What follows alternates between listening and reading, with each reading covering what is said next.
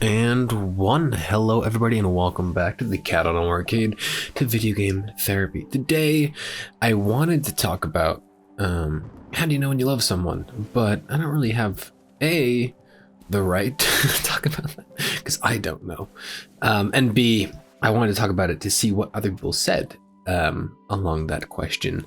But with 4 or 5 people gonna be watching this, perhaps I'll save it for another time. So today might be a little lackluster, but one of the first video game therapies I recorded was about trying to find a balance between work, hobby, and play. And I figure something that's been on my mind a little bit, and I'll get to the context and everything, is finding that inspired work to do, and making sure that inspired work doesn't become work that makes you feel tired, I guess. And yeah, so my last video was about future self. It was kind of what my future self is, a little bit of a vulnerable one. And if you have any answers to this question or whatever I'm talking about here, please do let me know down below. I'm happy to, or I would be curious to see what other people think about this. But essentially, in this early VGT, I talked about everybody talks about work and play, and then nobody talks about hobby. And my example today is going to be my lifestyle channel. Now, it's been sort of really hard to sit down and record and edit videos. And I'm not 100% sure why. So maybe I'll start with a little bit of analysis on that. I guess I can think of 2 things that come to mind immediately. One thing might show up again, but the first thing is, what a yawn, of course. Excuse me. The first thing is that, once the typing video exploded, I think it's at like 75,000 views right now. Once that video blew up, all my other videos seem relatively small. They seem relatively low views. But the thing is, they've got many more views than videos have prior to the video blowing up. So I think there is that unconscious mindset of like, oh man, like the videos I make will not consistently hit these numbers. Oh no, blah, blah, blah. And I'm really trying to actively work to be in the mindset of, keep making them, keep having fun. It's not like they need to, become huge. Stay focused on your primary goal, right? Like you were making them before the typing video exploded. You can make them after. And hey, they're still getting more views than they were. So I'm trying not even to think about the view thing, but it's just so hard to sit down and do them. The other reason for that, I think, is, I don't know, just general, what do I have to offer, right? But anyway, so, using that as an example for work, hobby, and play, I actually did a quote unquote experiment. Well, I wouldn't call it an experiment. I had a moment, I had an epiphany, but I haven't been on YouTube for about a week now, which, wait, really? I mean, obviously making videos, but I've had YouTube blocked, or youtube.com, not YouTube Studio, blocked for a long time now, like a week. And that's huge for me. And the fact that I haven't unblocked it, the fact that I haven't gone past that block, it's so weird. You know what? We're just going to talk about that. It's so weird. Yeah, I was thinking about it earlier. I was looking on Netflix for some movie or TV show to watch or something because I was procrastinating making this. I had like a slight inclination to go on YouTube, but this mental moment I have of myself, which I don't really know how to put into words. It's happened like maybe 3 or 4 times in my entire life to me now, but this one wasn't as strong as the other ones, I feel like. Anyway, I just didn't do it, and it felt like I was struggling for something to do. So I'm very curious to see where that goes. Maybe we won't take this VGT all the way. It doesn't matter where we take this, actually. Yeah. Oh man, what was I think a quote I saw. Maybe it was like an article, but let's go over to Epictetus's Enchiridion. There's a concept of for like when you're, of course I come back to Stoic philosophy, whatever.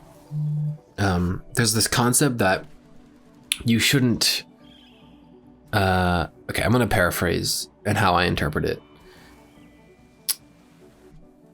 Oh shit, I'm losing my train of thought it is derailing very fast. Oh no. Wait, was it still? You shouldn't take, oh my god, I just lost it. That's so weird. I've never like actively lost a thought like that, and if I have, it's always been like because I got distracted. I don't know. It's a weird one today, boys. What was I? YouTube. What the frick was I even talking about? Oh my god. Oh yeah. Wait. Oh yeah. Removing. Oh yeah. Removing. Okay. So in terms of habits, there we go. Don't focus about adding things to your life. Focus on removing negative things to your life. That's kind of what Epictetus was saying. My boy Epictetus. Wow, it took us a long time to get here, but you know what? I found a topic I want to talk about for today. And me being me, I'm really big into habits and stuff. This is huge because I've always had this idea, and I've told people it before, I think, but I never considered really generalizing it. I'd never thought to generalize it to life. But you know, don't focus on trying to draw more. I'm going to use me as an example, right? Or you know, do more Russian or whatever. Focus on removing those which are negative.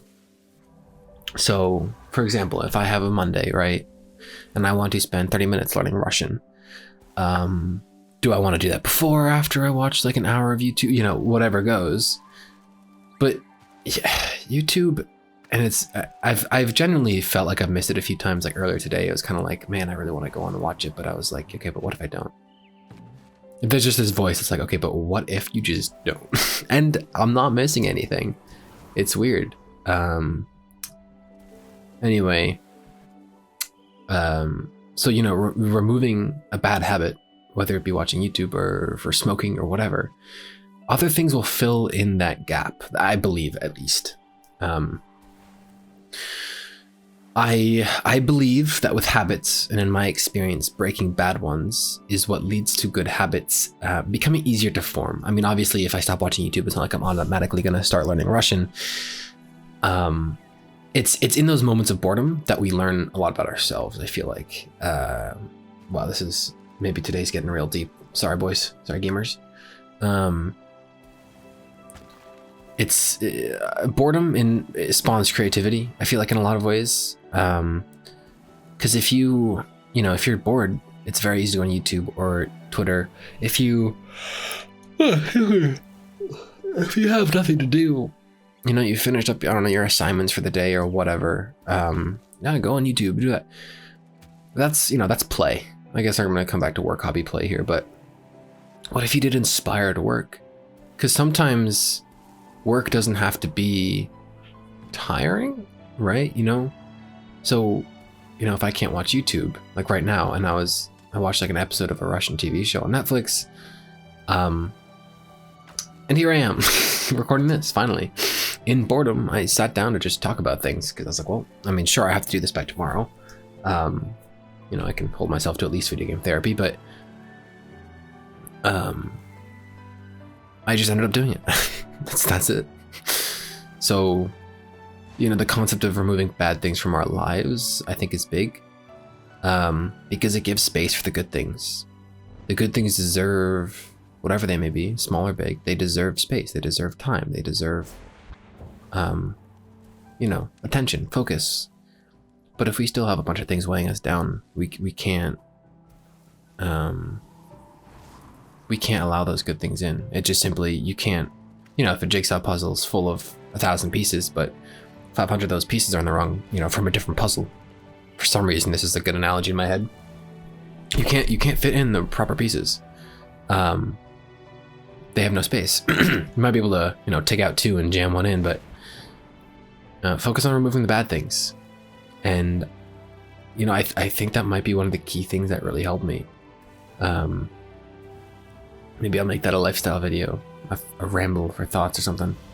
Damn, yeah. So, you know, focus on removing those bad things. And I guess coming back to the work, hobby, play thing, you know, I've done my schoolwork for the day or whatever, or I haven't, and I'm bored. So what do I want to do? Do I want to play? Do I want to quote unquote relax? Watching YouTube? You know, it's entertainment, right? I have a video coming out on Monday that I haven't recorded yet. that I need to about, you know, why TV is worth it and how we can make the most of it. It doesn't have to be productive, you know, not everything has to be productive. So yeah, that's coming out on Monday. If you want to check that out, it's on the lifestyle channel, or will be by the, you know, whatever. If you've made it this far, I do appreciate it if you have, really. It's just, it's fascinating to think that, you know, there might be one or two people out there who like listen to these through and are hearing my words. A very comforting thought when I'm talking to myself in my room at 8:30 at night. Yeah, you got to remove the bad thing. I'll talk about that a little bit more because I feel like I have more to say on it, and I'm going to title that video this, or this video that, probably. I'm trying to think of other examples, I guess, where I've done this, and I can think of one. I'm not going to say it. I guess with my diet, when I did keto, in a sense, it's less about doing keto and more about not doing any of like junk food or carbs or anything, which is a weird thought. I've never put it that way.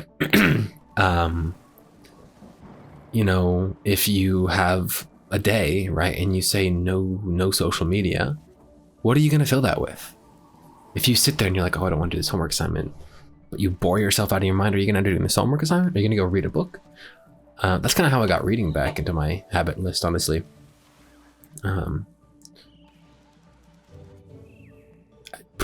Yeah, man, that's I don't think I've thought about this one too much, or enough, I should say. But remove the bad things. If you're in class online, excuse me, don't focus on paying attention. Don't focus on focusing. Focus on getting rid of your distractions. You keep picking up your phone in class, move it away from you. I still have that problem, and I still don't move my phone away from me, which is bad. Oh man, I'm saying it's bad now, but yet present and future me will, I guess, pass me, not abide. Anyway, if you have no distractions, well, only one thing you can do. Now, we're always gonna have distractions, you know. Our own minds can be distracting, whatever. But if you can't pay attention in class because your phone's nearby, put it somewhere else. Turn it off. Put it very far out of reach. What else is there? If you've wanted to go on, you know, go exercise, I guess, like, if you're going for a run, don't focus on going for a run. Just start walking. And hey, you never know. Maybe you'll start going faster. Maybe you won't. But the important thing is, you know, you take that first step, and by not doing a procrastinative thing, you end up just doing what you want to do. This is such a weird I almost feel like it's conspiratorial. Not really conspiratorial, but truly, social media takes these moments away from us. Sort of. I think social media can be additive, you know, keep in touch with friends, whatever, and entertainment, you know. But I think that it's just so easy to get sucked into, and by social media, I mean Facebook, Twitter, Snapchat, sure, but also Netflix, movies. You could even group video games into this. Some people, you know, have video game addictions. It's classified in the DSM-5. It's classified by me. I mean, it comes down to everything in moderation then, but it's so hard to moderate when these things are working to the favor of our biology. Anyway, I feel like I'm getting a little off track. But they take away those moments from us. Those moments of boredom. They don't allow us to be bored. If you're not paying attention in class, you're distracted for a moment, pick up Instagram. Let yourself be bored, because boredom spawns creativity. Yeah, that's my hard-hitting thought. I think that's my thing about social media, in a very short way. I've always tried explaining my gripe with social media to people, but I think that's kind of it. I realized that I was, you know, going on Instagram and scrolling for ages, and YouTube's, you know, just continuing recommended, and sure, it's not, you know, it's not necessarily YouTube's fault, but it's a byproduct. It's what the platform's meant to do. Yeah. So remove the bad things and see what fills in, because the good things will naturally come to you. Technically. Yeah, so that's where I'm going to end today. So it's kind of abrupt, I know. But yeah, I kind of hit myself with that one. Have a good one, everybody. Thanks so much for watching and or listening. If you want to shoot me an email, my Proton mail is in the description. Without further ado, have a good one. And as always, don't forget to stay awesome. Peace.